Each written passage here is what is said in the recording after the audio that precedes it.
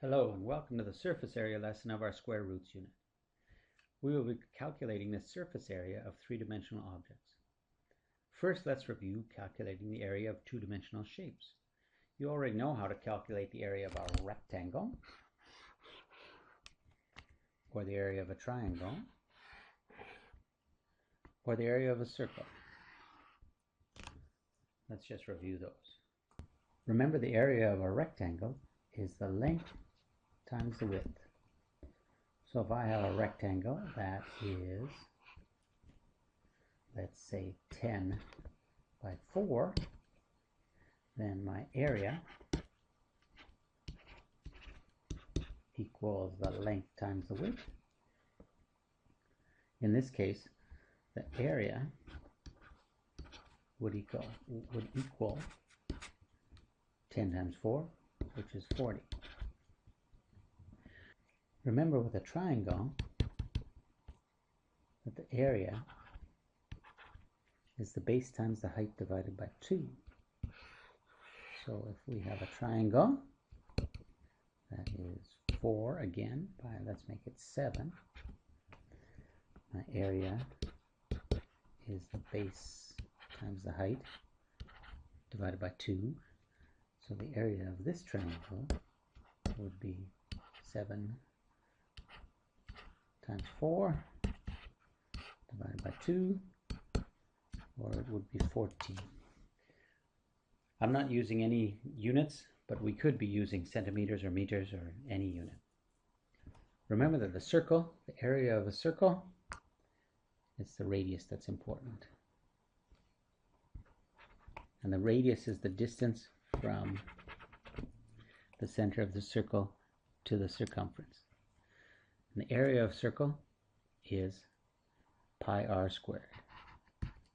The area is pi r squared. So let's go with a circle of radius 5. And so we would have an area of pi times 5 squared, or an area of pi times 25. And since we usually use an approximation of pi of 3.14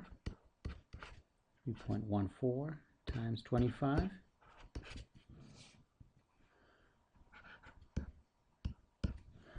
we would have an area of approximately 78.5. So those are the areas of two-dimensional figures. Now we're going to calculate the surface area of three-dimensional objects. The surface area of an object is the sum of the area of all its faces. This means the surface area is the area of each of its two-dimensional sides added up. So in order to calculate the surface area of this object, which is a paper bag, we need to take each face and calculate the area of these and add these areas up. The best way to do this is to sketch yourself a two-dimensional drawing of all the faces of the object. This is called a net if it can be cut out and folded up into the object. Now we can calculate the area of each face and add them up. Let's have a look at this. Our paper bag is 20 centimeters by 8 centimeters by 10 centimeters. This gives us these faces. We have a rectangle that is 8 centimeters by 20 centimeters to give us 160 centimeters squared.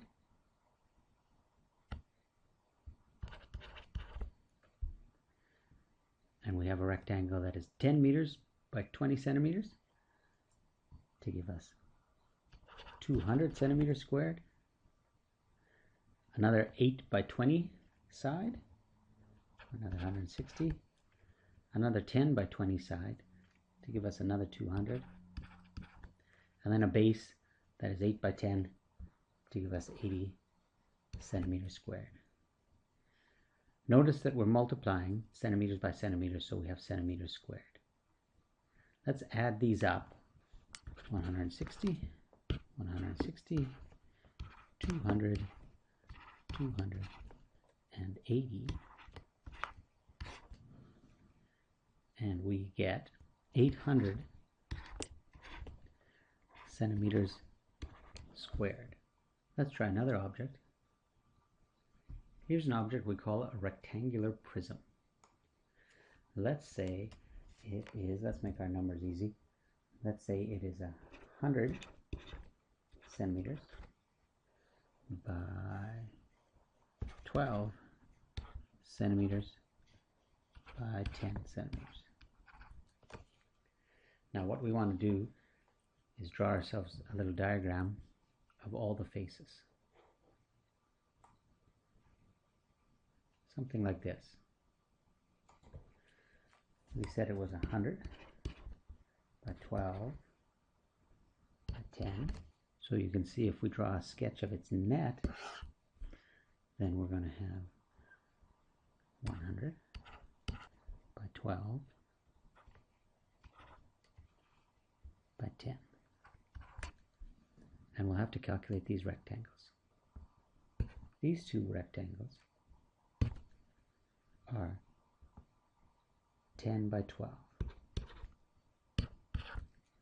Each one of them would be 120 centimeters squared.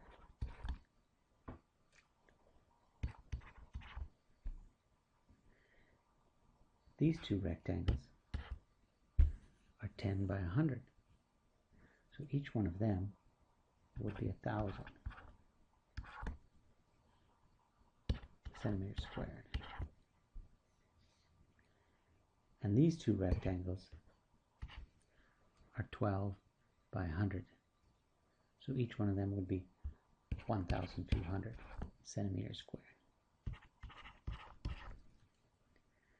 Now all we have to do is add all those up.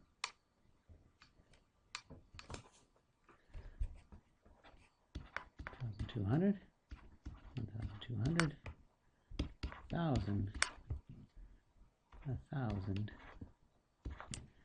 120, 120. We add them all up and we get 4,640 centimeters squared. Let's try another object. And you can see we're going to have to use our area of a triangle calculations on this one. Let's put in some dimensions. Let's make it easy on ourselves again.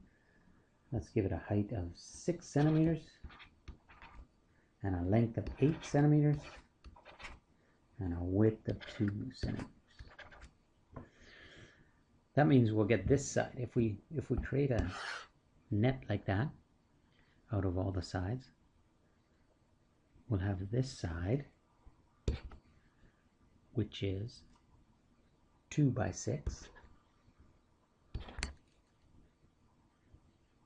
And we'll have these triangles, which have a height of 6 and a base of 8. And we'll have the bottom, which is 8 by 2. And we'll have this slant side, which is 2, but we don't know this dimension here. We're going to have to use last lesson, the lesson on Pythagoras' theorem, to calculate the length of that side, since it's the hypotenuse of a right triangle. Let's calculate that. It's the hypotenuse. Let's call it h.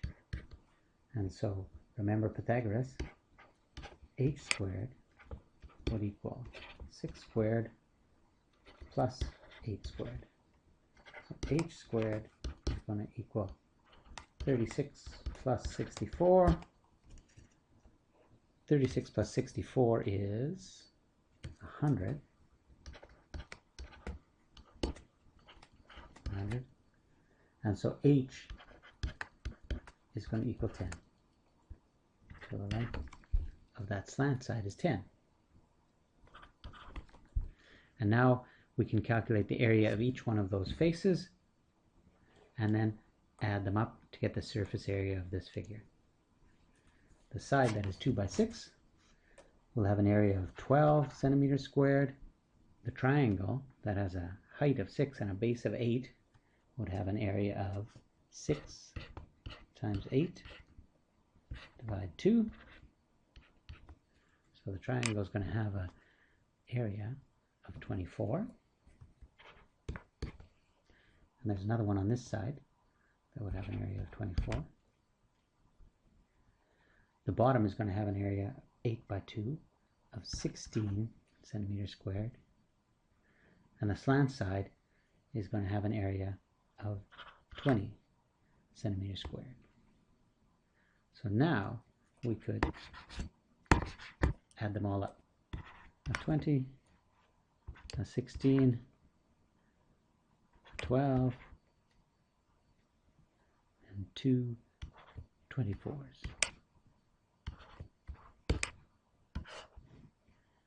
And we would get a surface area for this triangular prism of 96 centimeters squared. Let's do one more together. Let's calculate the area of a closed cylinder. For this, we will need our area of a circle calculation. Let's give ourselves some easy dimensions to work with. Let's give this a radius of 10 centimeters and a height of 20 centimeters. So I have a radius of 10 centimeters and a height of 20 centimeters. A cylinder can be sketched as a net like this. Two circles joined by a rectangle. If you roll that rectangle up into a cylinder,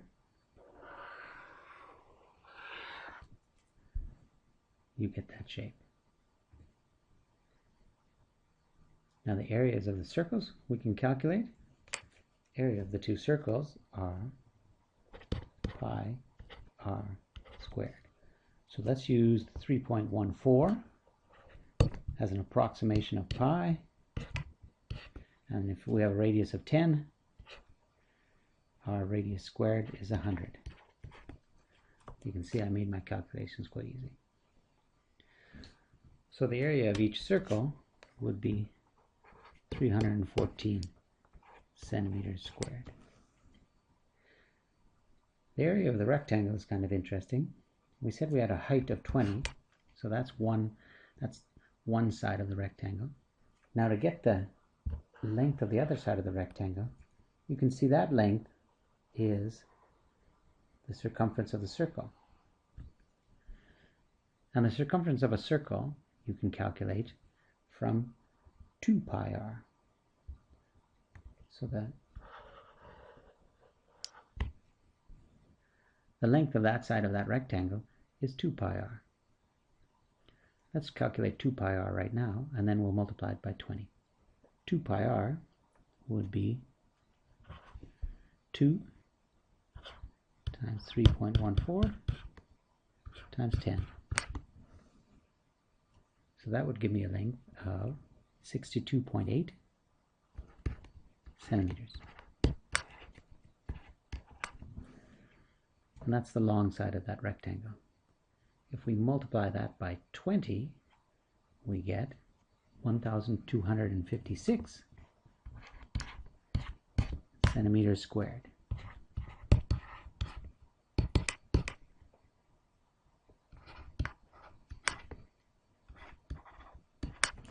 So for the surface area, we would have a rectangle whose area is 1,256 centimeters squared, and then two circles whose areas are 314 centimeters squared. And if we add those up, we get 1,884 centimeters squared as the surface area of this cylinder. Now here are some good ones to try on your own. The answers are on the notes sheet. Just remember, some of them are in feet and inches, but it works the same way as meters or centimeters. If you multiply a length that is in inches by a length that is in inches, you will have square inches.